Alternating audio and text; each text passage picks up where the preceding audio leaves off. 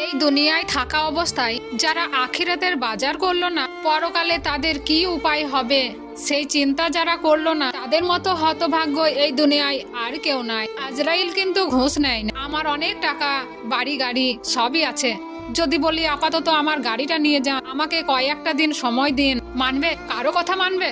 মানবে না। মৃত্যুর কথা যে মানুষ দিনে 5 বার স্মরণ করবে সে কোনো ভুল কাজ করতে পারে না। একবার স্মরণ করে দেখেন, আপনি মরে গেলে আপনার সঙ্গে কে যাবে? আপনি মরে গেলে সঙ্গে সঙ্গে আপনার সকল কিছু ভাগাভাগি হয়ে যাবে, কিন্তু আপনি যে কোথায় যাবেন সেই চিন্তাটা কেউ করবে না। মৃত্যুর কথা যখন স্মরণ হয় নিজের কাছে বড় অপরাধী মনে হয় যে আজরাইলের সামনে কি জবাব দিব, কি বলবো সেদিন, কি বলার আছে আমার। কিন্তু মালিকের কাছে একটাই চাওয়া, আমার নবী করিম সাল্লাল্লাহু আলাইহি সাল্লামের কালেমা যেন আমার এই জবানে জারি হয়, আমি যেন মৃত্যুর সময় বলতে পারি লা ইলাহা ইল্লাল্লাহু মুহাম্মাদুর রাসূলুল্লাহ সাল্লাল্লাহু আলাইহি